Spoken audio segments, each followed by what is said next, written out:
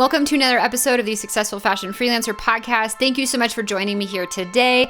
I am so excited to introduce you to my guest, Sam Shammas. Sam is a freelancer who is kicking some major butt, but was not always the case because Sam had a lot of mindset stuff that she has worked through in her freelance career. She worked with me years back as one of my very first Freelance Accelerator students when I was running the beta program years ago. And her growth and trajectory since then has been phenomenal. So a couple of things I want to point out about Sam's story that I think are really inspiring and really relevant is first, Sam is a freelance bridal designer, and she's also a freelance fashion illustrator.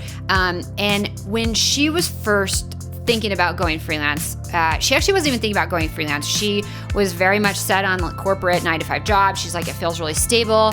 And then she was let go from 3 jobs, and she was like, yeah, no, this is just as unstable, and I am going to be in control of my own destiny, and I am going to build a freelance career, and I'm going to kick ass doing this. So she kicked off her full-time freelance career in 2018, and she has not looked back, and she's doing some amazing things. But that is not to say that it didn't come with some challenges.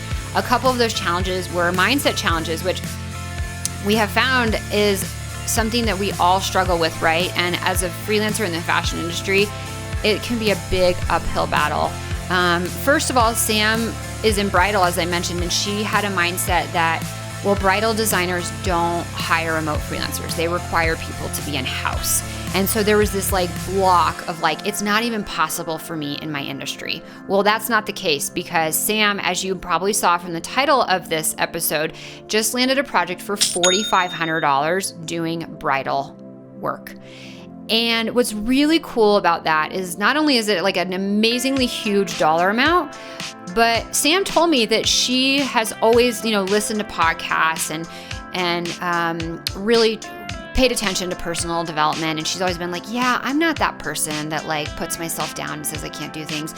And then she started noticing that she would hear someone's story about sending a $2,000 invoice, and she would say to herself in her head, oh, but I couldn't do that. I could never send a $2,000 invoice. And here she is, just landed a client for $4,500. So I love how Sam talks through this and talks about how, these have been challenges for her and something she's still working on. I think it's something we will all still work on for life, right?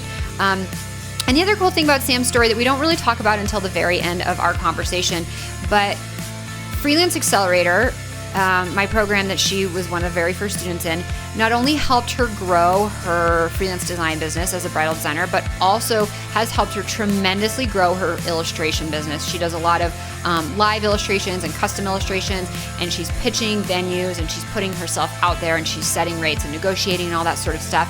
And she took everything that she learned inside of Freelance Accelerator and applied it to her illustration business as well, which is really cool. And we just kind of got to that at the very end of the conversation. So stick around because we do talk about that towards the end.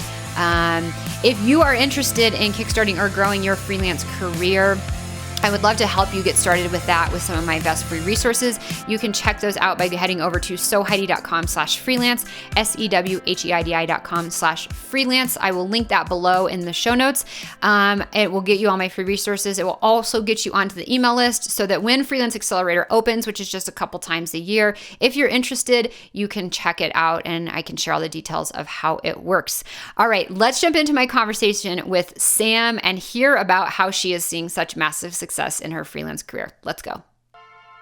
Sam, oh my gosh, you and I go a little bit back, years. It has. Yeah, it's been a minute at this point. It has been a minute. And you are I've met you in real life, which feels really cool out in New York. I love it. Yeah. It's just always nice to there's a handful of our Freelance Accelerator students that I've met in person, which is really cool, pre-pandemic days. But anyways, before we ramble on about our history, can you introduce yourself to everybody and let us know who you are and what you do in the fashion industry? I'm Sam. I am a fashion illustrator and freelance designer. I mainly work in the wedding space and with embellishments and evening wear and things like that. I have gotten more into the illustration side of things, but I still do dabble in freelance design, and that's my first love. It was my major in college. I love it. So, just doing a little bit of everything. Yeah. Out of the like 9 to 5 side gig thing for about, I think since like 2018 at this point. Good for you. Yeah. So I'm doing a little bit of everything, just kind of like trucking along. Yeah. Well, it was one of the big reasons I wanted to invite you on the podcast. So I think you sent me a DM on Instagram that you were like, oh my gosh, I just sent out the biggest proposal of my life. And you were like, I'm really nervous. And I was like, let me know how it goes. And then you messaged me. It was like a few weeks later. You're like, I haven't heard back. And then you did hear back. I think it was like a couple months actually. Oh, it was that long? long. A while. Okay. I think it was about 1 to 2 months. Okay. It was a little while. It was a bit. And then you messaged me and you're like, I got the project, and you sent me the dollar amount. And I want to talk about that project specifically, but the bigger reason, what I love is like you even said a second ago, you are a freelance illustrator, or you don't call yourself a freelance illustrator. We should call it fashion illustrator. Yeah. Okay. Yeah. Because the only reason why I do distinguish between the two is because my illustrations are like specifically from me. Like people are hiring from me as a company. Right. Whereas when I'm freelancing for a company, it like doesn't involve me as an entity besides being a freelancer. Okay, so that's the only reason why I distinguish between the two. Yeah. But what I love is that like you're doing a little bit of both, right? You're doing your illustration and you're freelancing. And I think, and you're not doing a 9 to 5 grind. So you've managed to like build this career and businesses for yourself where you're like getting to do a little bit of everything. And so I just love the diversity of your story, in that I think, most of the people we talk to on the show are full-time freelancers, or, they're working to 9 to 5 and they want to go full-time freelance and they've gotten kickstarted with a few clients, but you're not working 9 to 5 and you've got like your diversified income and your setup. So talk a little bit about your freelance journey, because you and I go back to, when was it? 2017, maybe? 17. And then it was, what was it? 6 months, a year? How long was it? 6 months, I think. So you were one of the first students inside the Freelance Accelerator beta program. And we worked together for 6 months. You went through the program and then we worked together for like coaching calls for 6 months and stuff. So just talk about... Yeah. So 2017 to 2018. I think it like went a little bit into 2018. Perhaps. I think we started like towards the end of the year. Yeah. Okay, perfect. So just talk a little bit about like your freelance career and your journey, what it's looked like over the past like 3 to 4 years. I'd love to kind of hear the whole story. It's been a little all over the place, and I don't realize how all over the place it is until people ask me a question like that. And then I go through it and I'm like, oh man, like it's been a lot. So I was in New York, and you were actually probably one of the first and only people to kind of talk me through my fears of moving, because I am no longer living in New York. That's in 2019. Right. Yeah. I forgot about that. 2019, my boyfriend got accepted to medical school here in DC, which is a complete coincidence as to where I am originally from. I'm from the suburbs of DC. Yeah. And I just had this whole fear of like moving back, in my mind, like back home. And not that I'm like from a small town or anything like that. DC is great. New York was always my dream. So leaving it was terrifying. But yeah, so the past like few years, I was working for a designer. I got laid off from there, a bridal designer, and I started working retail. I was like a visual coordinator at a trim company, one of the biggest trim stores like in the garment district in New York. So we saw really cool people all the time. And that was cool just because I had never really gotten into like the marketing aspect of creative work. So that was good. And then I worked at a few like retail stores, and then I did get a job at a bridal salon, which was amazing because that is actually where I did my very first live illustration. Oh, so, yeah, which you do a lot of now. Yeah, which I'm starting to do so much of now, which I really love that. Yeah. But even to kind of rewind even further back just a little bit for some background, because I'm just realizing on here nobody knows me. technically, I started an Etsy store after I got out of college in Okay. 2013. Okay. And I wasn't doing much with it. It was just one of those things where I like threw stuff up there and didn't do anything with it. But it was active. So I've technically had my Etsy store for the past like 8 years. And 8, right? Yeah, that's math. And I'm like, I can't keep track anymore. And I was, after graduation, I had full-time design jobs and, things like that. So I was doing that like 9 to 5 design gig. And then I had gotten laid off from 2 of them, and I had quit one to go to the one that I eventually got laid off from. Okay. Which obviously retrospect, you're like, well, I should have just stayed there. And it's like, it's fine. Yeah. I'm all right.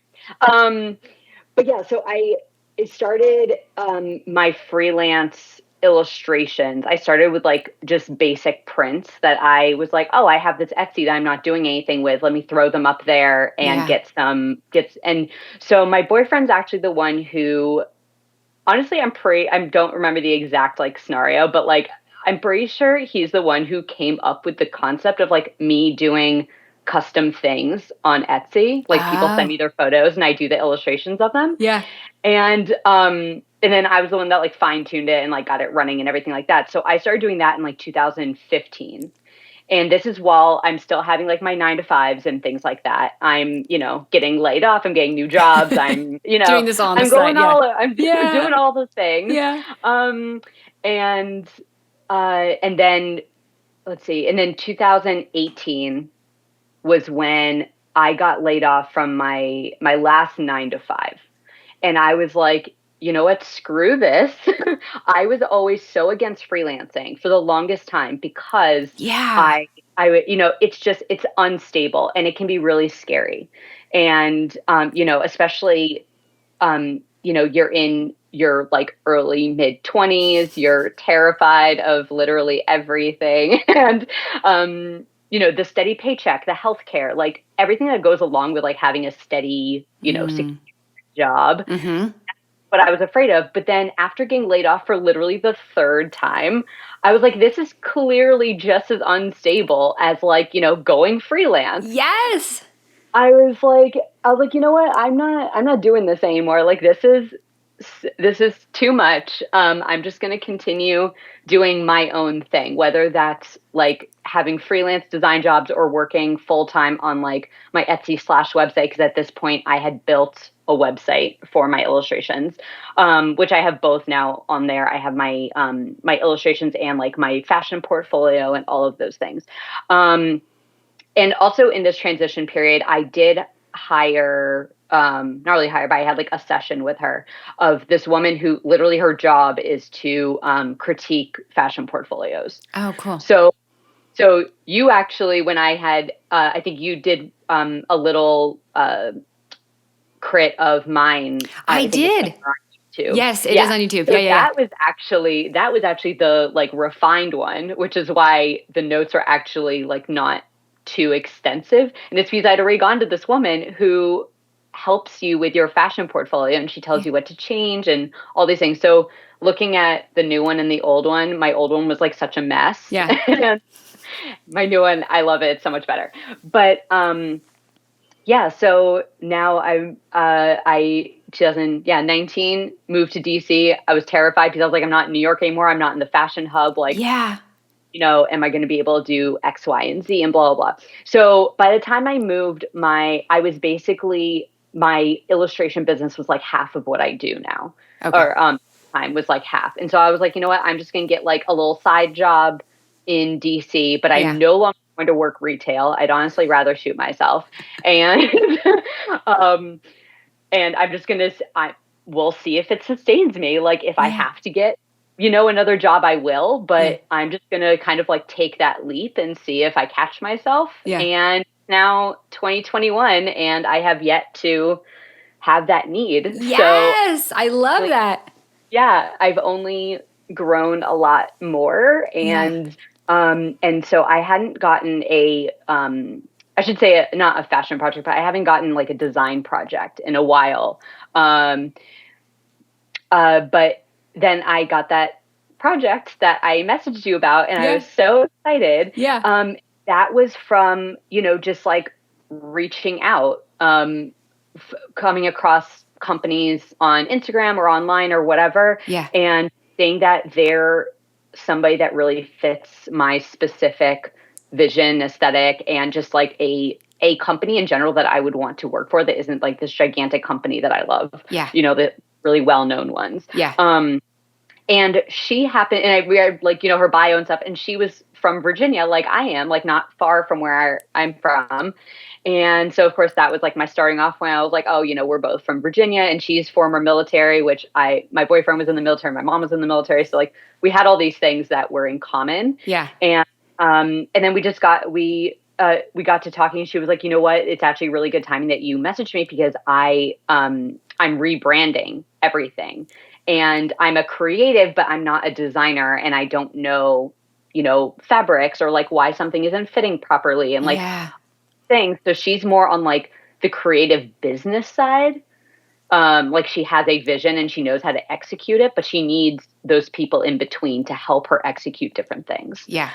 That's like where I came in. So we actually started, not long after I had messaged you to say, like, we officially are going to be working together. I sent over my outline and numbers and all those things, and she agreed to everything, which was incredible.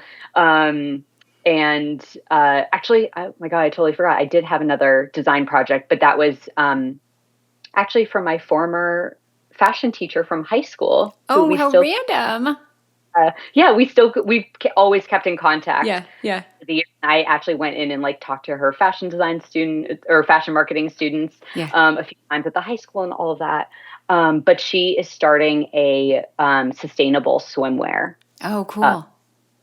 And even though she knows that I don't specialize in swim, but I can still come up with like just the general designs and things like that. And we came up with something super creative. So she should be launching that soon. Oh, And, I did amazing.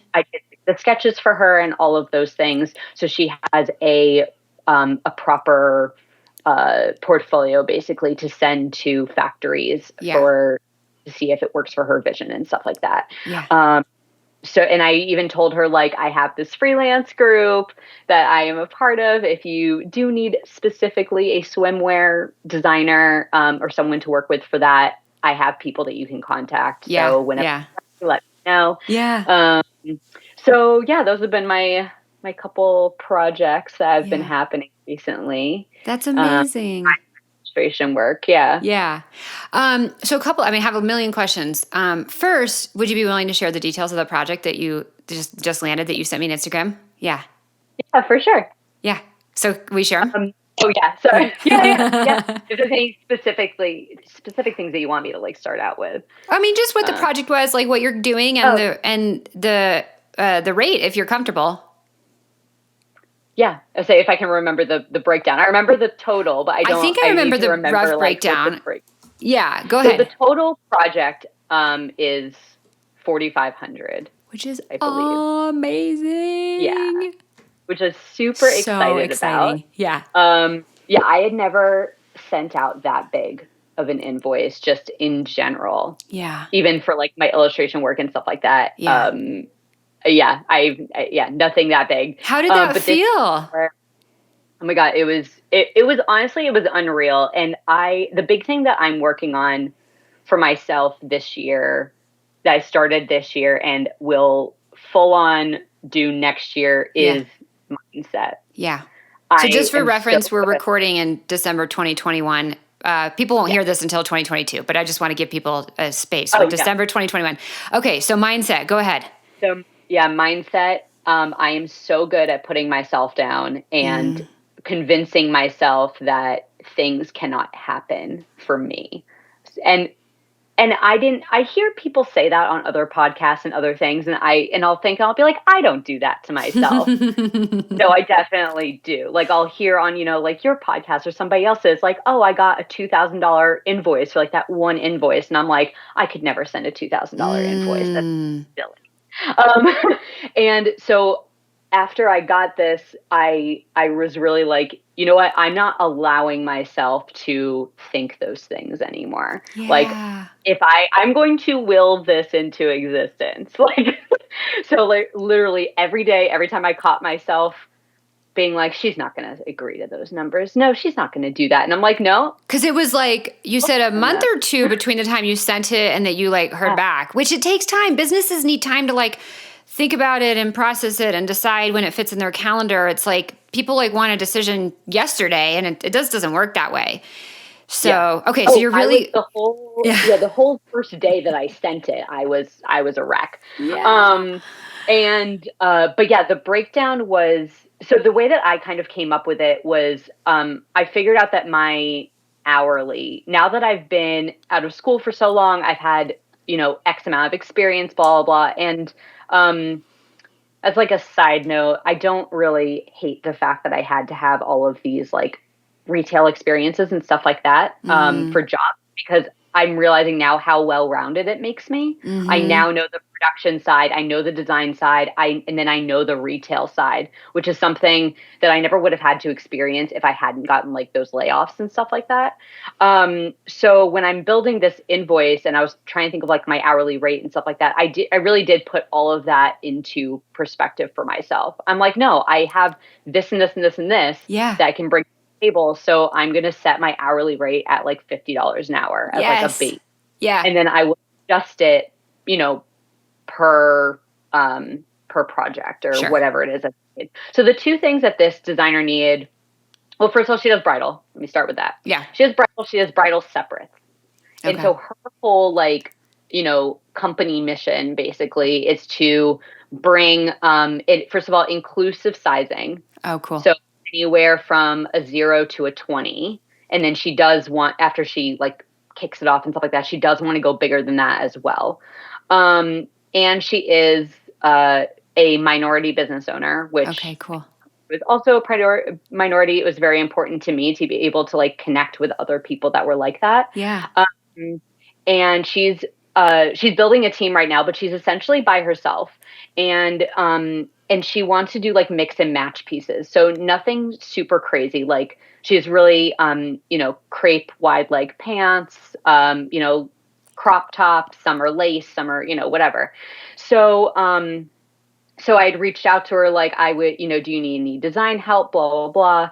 And she was like, yeah, actually after a few calls I had with her, we broke it down to that she needed sourcing for her lace because she's having issues with like fit and stuff like that, specifically with like around her lace pieces. And, certain sizes aren't fitting from, even though they're the same material and they're supposed to be the same size, but they're coming from different factories and they're different, blah, blah. Yeah. And I was very upfront with her that like, I can do tech packs, but I am not a technical designer.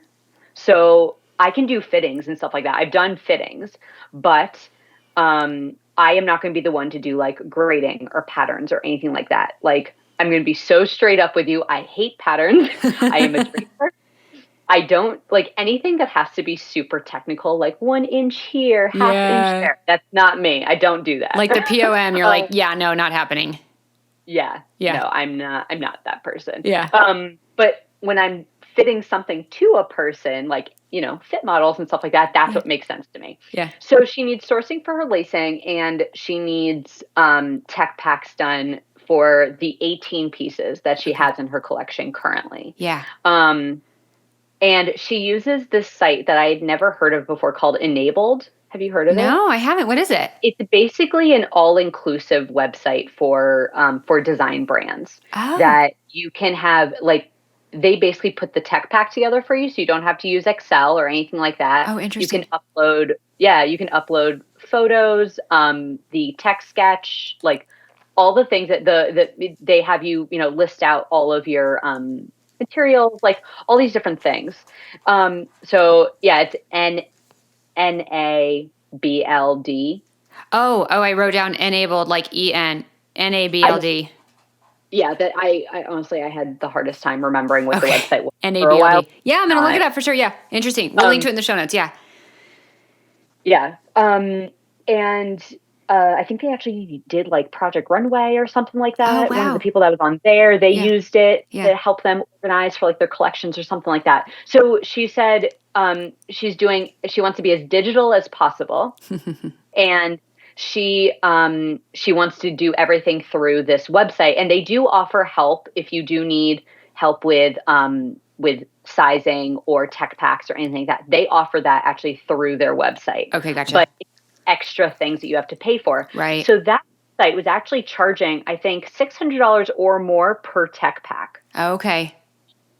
Which for what she's doing, she has such like basic pieces. Nothing's like a crazy outerwear. It's not whatever. like a technical ski jacket. Right.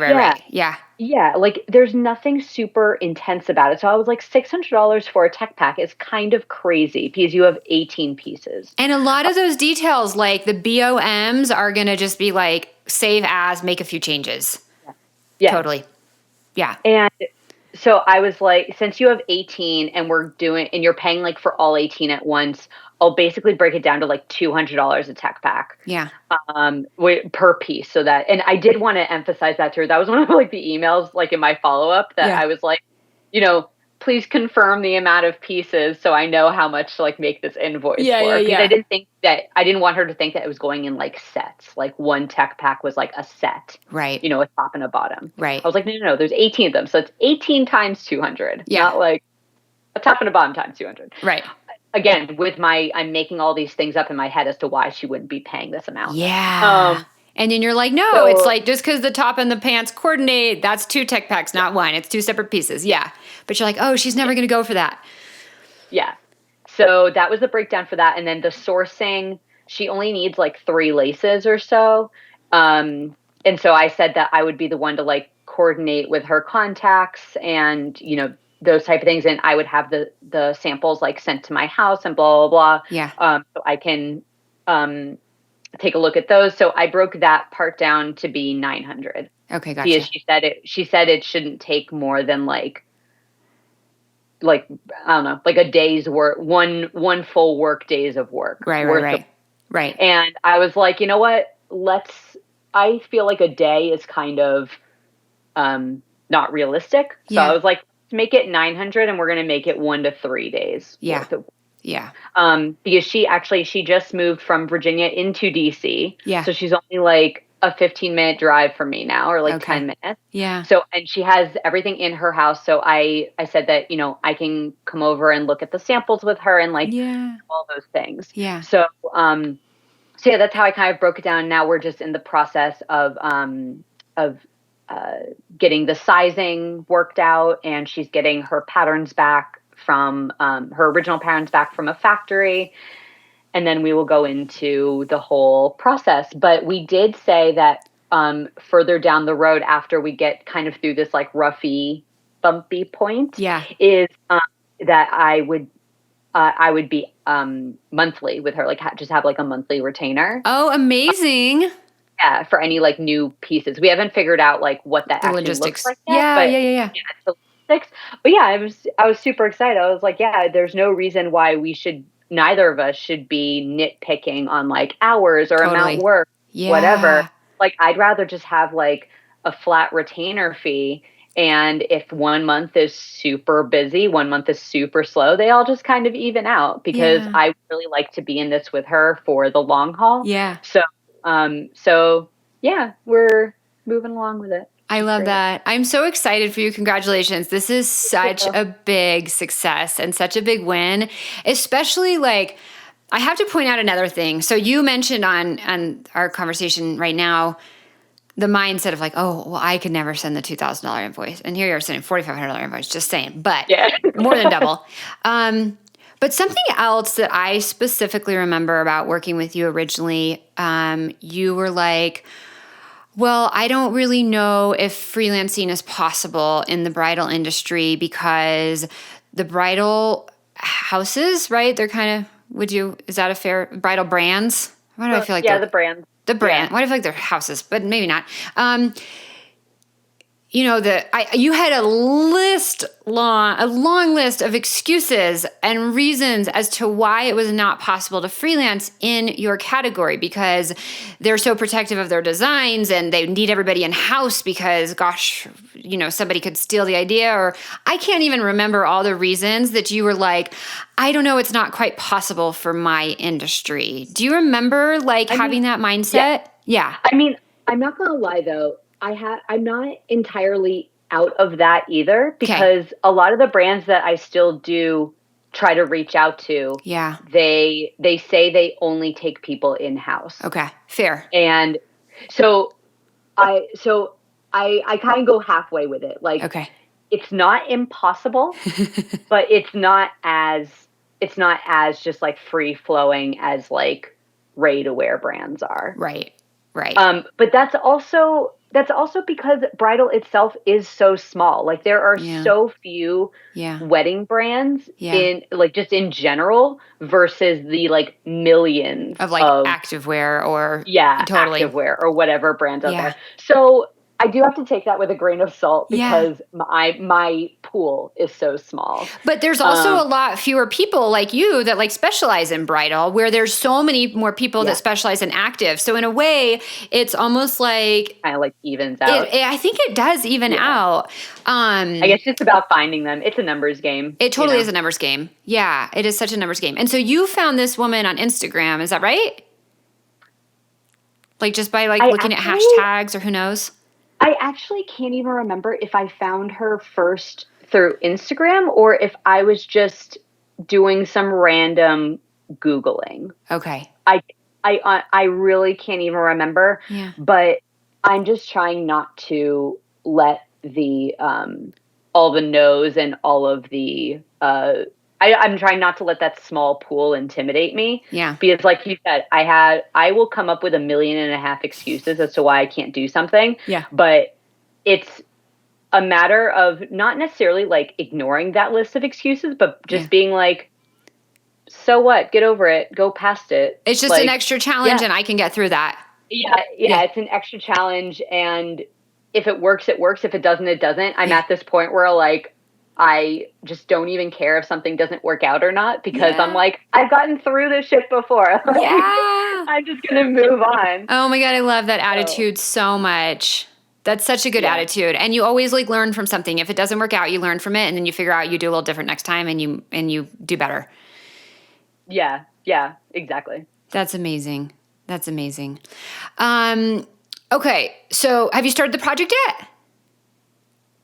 yet? We have started just in terms of like, I've reached out to a few pattern making, grading people. Okay.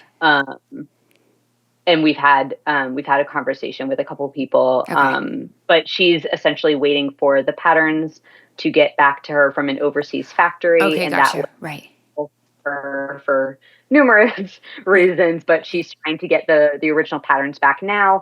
And then once she does, then we can start moving forward. And we had talk with somebody at the website Enabled, just to see, like, because I'm going to be the one to enter in all of the tech pack information, all of those things. So just having like a tour of the website. Okay, cool. And she got a few names from them for other factories and seamstresses that are in the U.S. Okay. Couple of them that they recommended are in New York. So I was like, I'm in New York all the time for business. If you want me to by, I'd be more than willing to, and she was like, hey, I don't mind going up on a trip to New York either. Yeah. You might have a few trips thrown in there. Yeah. Which, and I even suggested on the illustration side some stuff for her marketing team, and I was clear that those were not outlined, obviously, in her original proposal. She didn't want to put in. The only things that are included in her proposal are the text sketches. That is probably the other thing that I have worked on a lot in 2021 and in 2020 is setting really serious boundaries. Oh, good. Not that I necessarily had a problem with that before, but if I let myself be like, oh, it's just this one thing. It's just these two things. It takes me a while for somebody to like really push me to the point where I'm like, this was not in our scope of work. I'm not doing it unless you pay for it. Yeah. But that is something that I have worked on a lot in the past year, this year and last year, is being very clear about what is and what is not included. Yeah. And there's and especially graceful ways to do that. Yeah, go ahead. Yeah. Well, it's not even just in design work. It's in like my live illustration as well. Yeah. I've had a couple experiences already where I'm like, I come home and I'm just like, I shouldn't have done that. Like, But you learn. Yeah.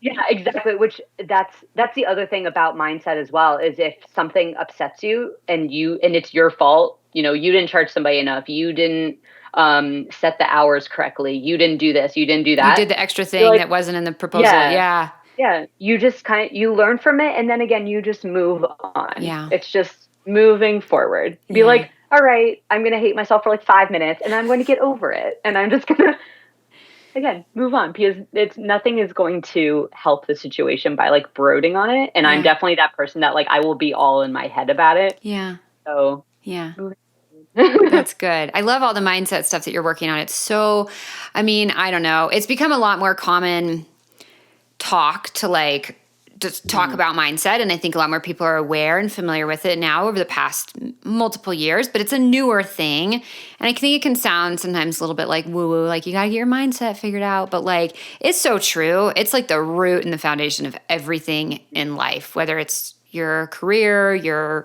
relationships, your relationship with yourself, right? It's so important.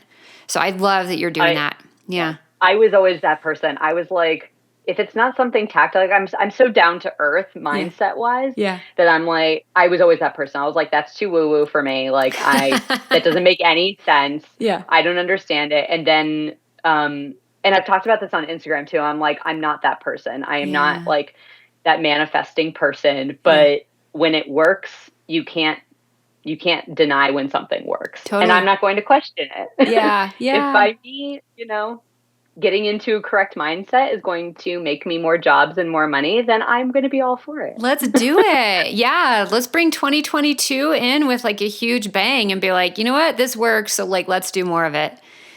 Yep. That's huge. Sure. That's huge. Okay. So you found her somehow and you just sent a cold pitch via email. Yeah. Okay. And the email thing is definitely something that I 100% attribute to you. When I was going through the freelance program, because the example that you had put up of what not to do was literally. I was like, Heidi went into my email, took one of my email pitches, and put it up for the whole world to see. That's it. I'm convinced. So, yeah, I'll just summarize real quick because I'm very familiar with basically the email. This is the email not to send that everybody sends. Hi, I'm a freelance designer and I have X years of experience doing this and X years of experience doing this. And I've worked for brands like this, this, and this. And I can do sketching and tech packs and sourcing and this. If you have any work, I've attached my portfolio and my rates are this. If you have any freelance work for me, please let me know. The worst email ever. But everybody sends it. I know, but you know what? It's everybody's exact email. And it's terrible. It's not going to get any responses. So you learned how to write an effective pitch, and it worked. And you don't get a response and a yes from everyone you send out. Like you said, you get no's. No. Yeah. But you get no's, you just get ghosted. Totally. It just happens. But here's the thing. You get this client for $4,500 and now it's going to turn into a monthly retainer. And like, you don't need a lot of like those really kick-ass clients to build something really substantial. Or for like you, maybe you're like, you know what, my illustration is taking up 50 or 70%, however much of your time. And this is like great added income to that. And you're like, I'm just going to do this and this one client or like whatever it is. But I think that it's so important to think about like, yeah, you're going to get no's, you're going to get ghosted. You'll not hear back from people. But that's the case. That's like with everything in life. That's with everything in fashion, right? Starting your own brand, having a job. I mean, actually, even my very first bridal designer job, I had sent in my resume in sometime, I think right after graduation or right before graduation or something like that. Yeah. And she ended up, I actually don't even think I got a response from her at all. Yeah. And And all of a sudden she emailed me that she wanted to bring me in for an interview in May of 2014, like literally almost a year later. Oh, it was a year. So yeah. Yeah, it was almost a year later, and I was like, "Oh my God, you actually kept my resume." I know Yeah. people say they're gonna keep your resume on Right, file, but like, you actually kept it. So, and that was straight out of college. So obviously, I did not have I didn't really have anything but like impressive internships on there at that point. Yeah. So, But it's someone else, I can't remember which guest it was, but was talking about this idea of like planting seeds when you're doing outreach, right? And it might take a year for them to grow, but it's about planting those seeds and developing those relationships and building those conversations. And, sometimes at the end of the day, I wouldn't say sometimes, I think a lot of times doing outreach for freelancing is sometimes just luck of the timing. Like if they need that service right then and there, and like you are this amazing freelancer and you fall in their lap, it's like all the stars just aligned. But then like what happens is you do a kick-ass job and it turns into like ongoing work, and all the strategies to like get ongoing work and then to get referrals and all that stuff. So building the foundation is effort for sure, like everything in the world, right? And it just takes a lot of patience as well. Yeah. Because I'm deaf, and I will be the first to admit, like, I'm not a patient person. So it can be really stressful for me. Yeah. To wait that long or whatever, like, especially, like we said, with this current project, like it took a while for like her to get back to me. Yeah. And I immediately was like, I was like, she hates me.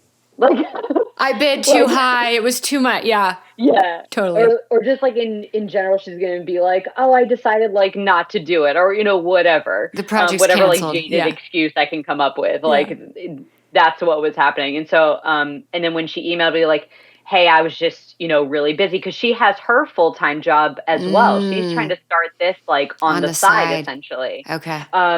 And which I love her. And she's not the only one that's done something like that, like hasn't responded for a while and then just said, oh, sorry, I was so busy. Yeah. I make sure to over communicate everything. Like if I'm too busy to respond to you within a week, I will email you and be like, sorry, I'm still working on this, but I'm here. Yeah. Like, don't worry. Yeah. But again, I'm that person that like wants to know that you're still there, even if the answer is no, or I don't have one yet. Yeah. But not everybody thinks like that. So no, they don't. I've learned that over the years, because I'm the person like you. I'm like, I'll at least just acknowledge. Yeah. Yeah, exactly. I just want to acknowledge that we're still we're still on the same page. Yeah. And actually somebody that I am supposed to be talking to, so potentially this will turn into something, is it kind of will be marrying my my illustration with design. Oh, cool. Skills, which would be really cool. And she reached out to me through my website, which was awesome. Amazing. I love it when I don't have to go hunting for people. Yeah. She owns a bridal salon, I think in Michigan, I want to say. That was the word I was looking for earlier, bridal salon. Oh, salon. But definitely different than a brand. Than the actual designer. Yeah. She owns a bridal salon, and they do a lot of custom work. And so she was like, we don't really do sketches for them. We just kind of like throw pictures together, and we really want to make this, process more streamlined and stuff like that. Yeah. And I was like, yeah, I would love to jump on a call with you to just iron out details of like what you're looking for and, things like that. Because, I do have that design background, so I can kind of assist in that way as well. If you did that extra like help over design there. Component. Besides just doing illustrations. Yeah. And then all of a sudden, just nothing. She stopped responding to me, and we hadn't even talked about like pricing or anything yet. And so I was like, how did I offend you? Or I know, so I was like, what did I say? Yeah. And then she emailed me back, like, because, and I did the whole follow-up thing. Like I did my 3 follow-ups, and I was like, this is my last time reaching out to you. Yeah. I'm not doing this again, you know? And she still didn't email, nothing. And then she emailed me back probably like 3 weeks later or something like that. Yeah. After my last email was like, so sorry, this month was crazy. We'll have to talk in December. Yeah. And I'm like, okay, so we're just going to really stretch this out, but it's still something I'm super interested in. So hopefully we can, figure out a way to work together. Yeah. But again, it's one of those things that like I'm the person that gets discouraged when I don't hear back right away, but everyone needs to know that that's not always how it works. Yeah. I mean, there's so many variables that go on behind the scenes. And like as SFD has grown and we've hired freelancers and I hired freelancers when I was freelancing as well, but it's a different, like I get it. I get what it's like to be on the other side of the table because as like the client, right? It is all about timing and like sometimes projects get pushed back or you're not working on that for a while or it was a priority and then things change and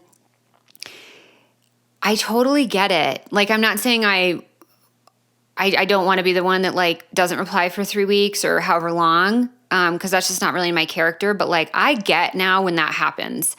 And that's why it's just about like kind of planting the seed and then just like being that awesome person that like, you know, even if you had like a good initial communication and then they kind of felt like they fall off the radar, you know, you can ping them again in like 2 months, not even like bothering them about the thing they never replied to, but just like sending them a little piece of value, right? It's like maybe there's something to like spark this and maybe the timing is good this time.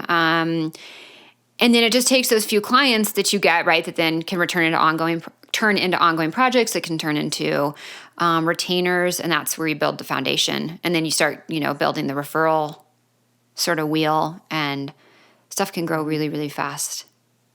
Yeah, for sure. I feel like you're getting some momentum. Yeah. Are you feeling it? It's always, and it's nice because obviously the more you put yourself out there, the more you're like getting through it. It does honestly get easier. And I always hated it when people told me that, like, it'll get easier. Yeah. And I'm like, how long is it going to take to get easier? Because I'm not a patient person. But it really does. And also what makes it easier once you're getting that momentum is not only that you get the like positivity, you feel better going forward as you're getting that momentum, but I'm starting to kind of hone in on, you know, what everybody keeps calling like my genius zone. Yeah. Like I don't do certain things well. Like I would be the first to admit I really hate sending pitch emails or cold emails or whatever you want to call them. Yeah. I really, really hate them and I don't like them. So I'm starting to not do them. I'm hiring somebody to do them for me. Oh, good for you. So I'm doing I have a whole like spreadsheet for it, which you would really appreciate with all my tabs. I would super appreciate your spreadsheet.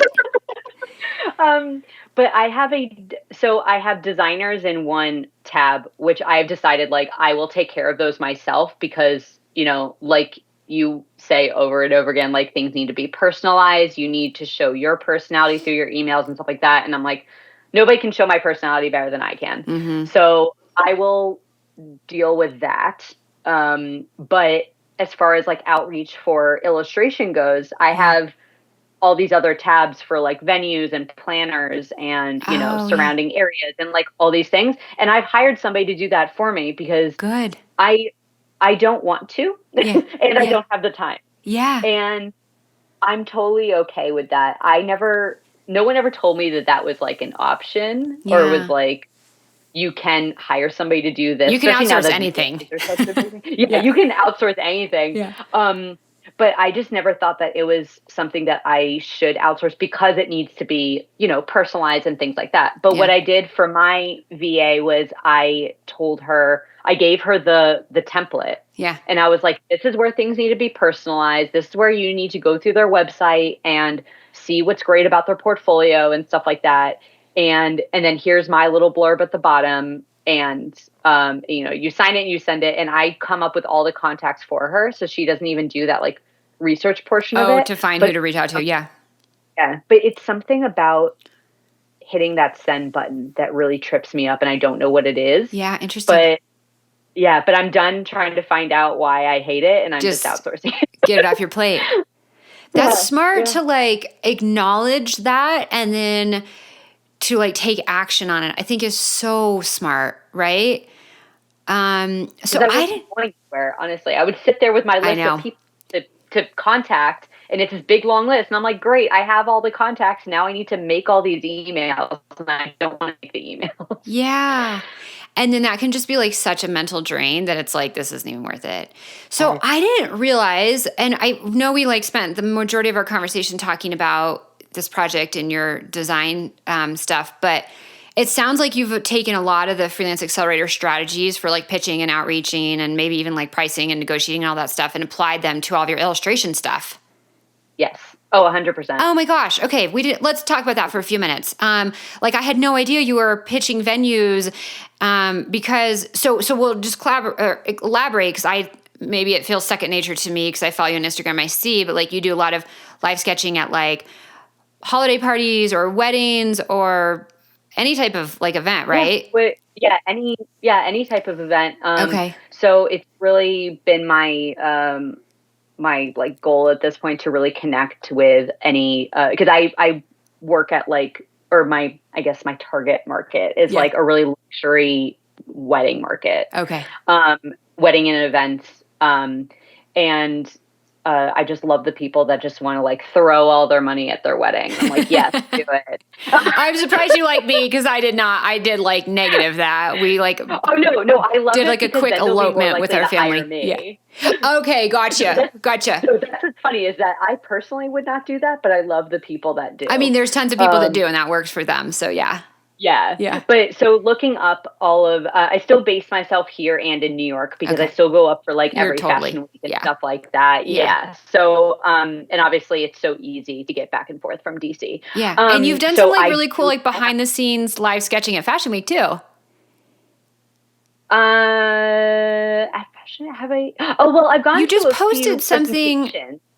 Okay, maybe I've gone to a few presentations and I've done like quick sketches there. Okay, but every fashion week I just take my favorite looks that I've seen and I'll sketch those out and I'll tag everybody. You know. Okay, I must be thinking of like other like runway shows or something you've been at. You've posted stuff on Instagram where you're like behind the scenes with the models like getting dressed and you're like sketching them. Yeah. Oh, yeah. So every fashion week I freelance for this dressing company that it's literally they get hired to like dress the models and do all that organization. Okay. So so it's really great that I get to like go back there and really have this behind the scenes, you know, thing again with the like I just love having all the experiences doing all the things. Yeah. So that's where I get to see like all the up close things with the clothes, you know, all of those, and then I would like go home and sketch them and be like, oh, I worked on this look or whatever. Yeah. So I've been doing that, but with the going back and forth, I've made a list of venues and planners that are the high-end planners that are in the DC area and in New York. Okay. Those are the lists of people that I've been trying to reach out to. Yeah. And which has been great because like the problem with what I do, it's a good and a bad thing. Yeah. Of live sketching is everyone loves it, so that's the good thing. But the bad is that people have never heard of it, so they don't go looking for it. Okay. So if you're in the venue, then the venue can tell the party planner, whoever, about it, but it's not something they're like Googling or searching out. Yeah, it's either that or it could be like when I'm at these weddings and events, people are like, oh, this is so cool. And then they'll take my business card and they'll be like, oh, my sister, she'll love this. Yeah. You know? So that actually just happened. I just booked a wedding for April at this venue that I sketched at with another illustrator because it's so many people at the wedding that there's two of us. Okay. And it's at the exact same venue that we were together with last year. Yeah. And a bride, I guess, like found us through the venue or something, or I don't know, maybe the bride tagged us something. I don't even know where she found us. Yeah. But she emailed the other illustrator and was like, are you both available again? Yeah. For the same venue next year? Like amazing. Yeah. And so actually what we had done before we even got this inquiry was after we had worked together for that wedding, I emailed her and I was like, you know, it was so great working with you. I know we got along really well. Do you want to do a bundle deal? So that smart. weddings, we'll have one contract. Yeah. They'll pay us separately, but it's going to be the same rate for both of us. Yeah. And it would just be so much easier to have like one person contacting all these people, or you can get like double the inquiries. Right. It's like two birds, one stone. Totally. Yeah, exactly. So we did that. So by the time this bride reached out to us, we were like, we're ready to go, and we already have our information and all of our stuff. So we don't even need to necessarily we don't even necessarily need to contact each other about it besides to make sure that we're both available for the date. Yeah. Yeah. But besides that, we can be like, oh yeah, I'm going to email her with, our rates and blah, blah, blah. Yeah. And yeah. That's so exciting.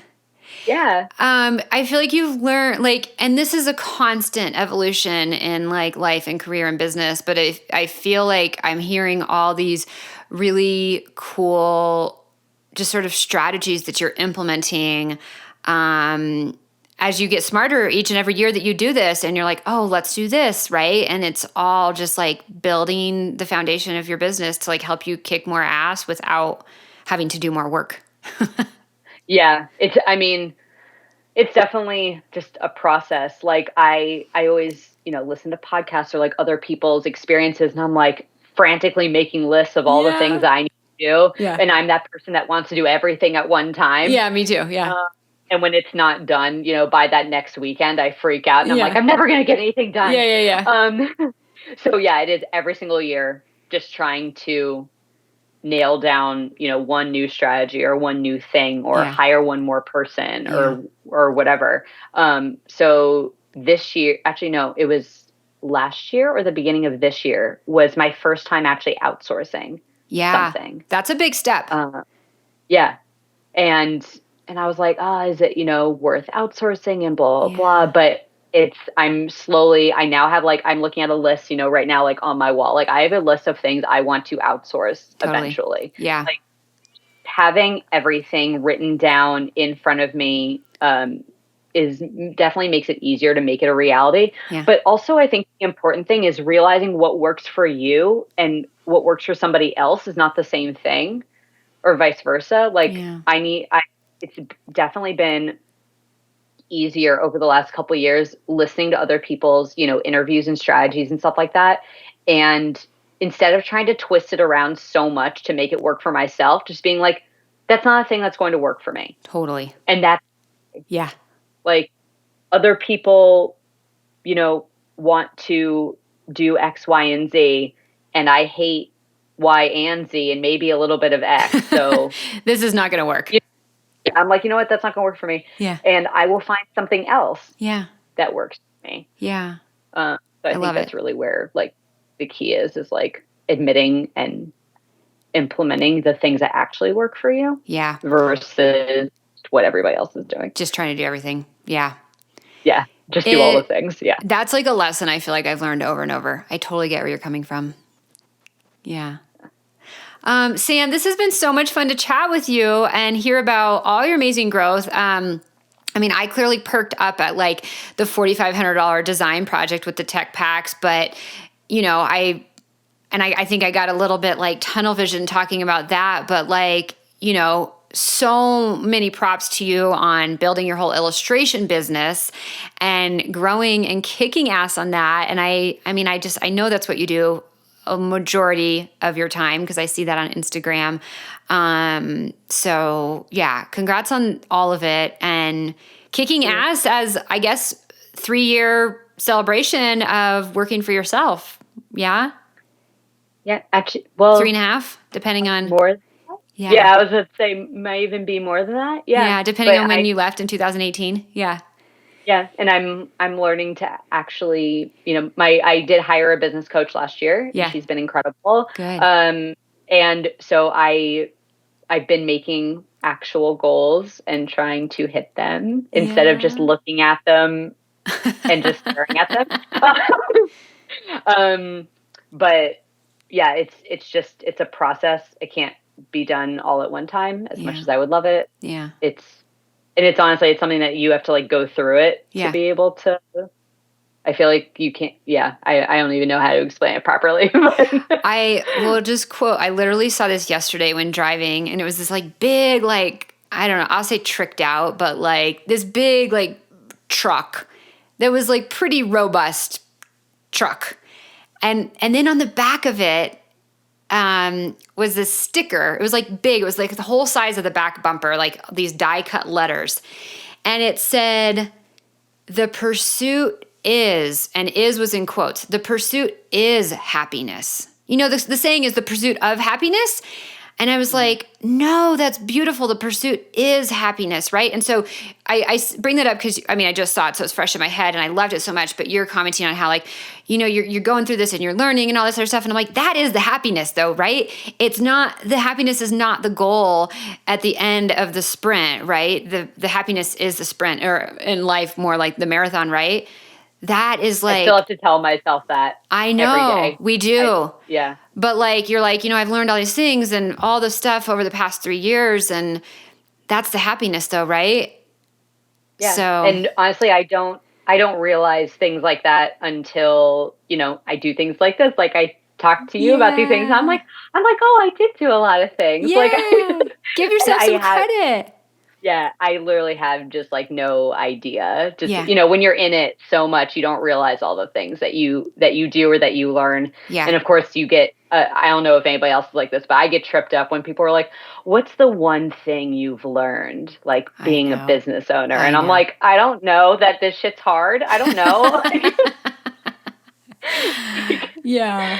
Like, I know you're looking for some like big answer, but I don't even know what to tell you. And then, but of course, like when you ask really specific questions, that's when, you can kind of pull it out.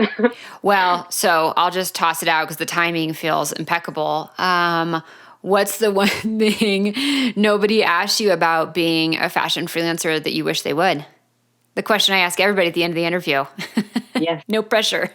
I was trying to remember what it was that you asked at the end of every interview, because I knew it was coming. Yeah. I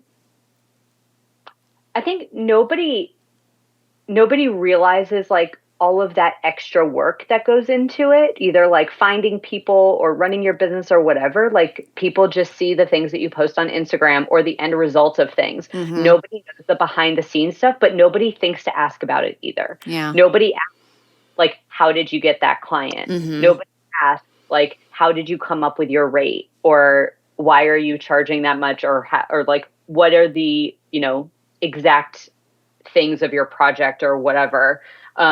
Nobody asks anything like behind the scenes stuff. Yeah. Ever. Yeah. Well, hopefully we talked. Yeah. Hopefully we talked enough about it today to give you a little bit of a scoop into that bucket. But yeah, I agree. It's not talked about enough, but that's kind of the stuff where I like to nerd out. Yeah. And even whether you have like a solid business, like I do with my illustration, or you're just freelancing, I have my like marketing calendar that I post on social media doing X, Y, and Z. I've gotten my like videos and the reels and all of those things. So it's like all of the marketing, all the social, all these different things you have to do to keep relevant and all these things. Yeah. The skills, like those are the things that nobody thinks to ask about. Everyone's like, oh yeah, like got this design job and then that's your job. And it's like, well, no, I have to do the job and then I have to do all the other things. So that would be, yeah. It's definitely a fine balance. A fine balance, but you get like the freedom and the flexibility and the lifestyle. And I don't know, for personalities like you and me, you get to be in control and like you get to call the shots, which is priceless as far as I'm concerned, compared to working for someone else. I say that all the time, that my freedom and my, my scheduling and all of those type of things are like immeasurable to me. Yeah. And then my boyfriend makes fun of me and he's like, but you didn't want to run your own business. You didn't want to be freelance. And I'm like, leave me alone. I got to it on my own. It's really working for me now. Okay, let me enjoy this moment. I know. Yeah. I'm like, well, now I enjoy it, so leave me alone. Yeah. That's amazing. But where can everybody connect with you online? What's the best place? Instagram is my favorite place. Yeah. Samia Lynn Design. So SAMIA Lynn Design. Awesome. And that's my handle on all the platforms. So Facebook, Pinterest. I'm trying to do the TikTok thing. Yeah. But everywhere. And then that's my website as well is samulin.com. Okay. yeah, if Cool. anyone wants to check out like my portfolio or anything like that, it's all on there. If anyone has an event coming up and needs a kick-ass live illustrator in the DC, New York area, I'll give you a little plug. Yeah. We'll link to all that in the show notes. Thank you so much. It was so amazing to chat with you, Sam. And yeah, so amazing to just hear, I've known parts of your story, but it's just so exciting to like hear all the details of what you've done and how much ass you've kicked over the last few years. For sure. And I have you to thank for so much of that. So thank you. Thank you so much for listening to this episode of the Successful Fashion Freelancer podcast. I am your host, Heidi, and it was really, really awesome to be here with you today. I really appreciate you taking the time and hanging out. I hope you're having an awesome day, whatever it is that you are doing.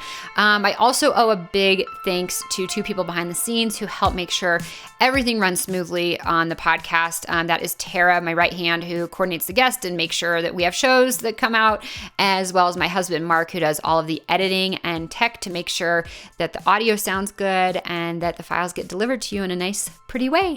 Beyond that, if you are interested in kickstarting or growing your freelance career, I would love to help you do that. You can head on over to soheidi.com/freelance. We will link that below in the show notes, and I will get you kickstarted with all of my free resources. And I will let you know about my Freelance Accelerator program, which only opens a couple times a year. In case you're interested in taking your career to the next level, I'd love to share the details about that with you. And yeah, that's it. I hope you guys have a wonderful day, and I'll talk to you in the next episode. Bye.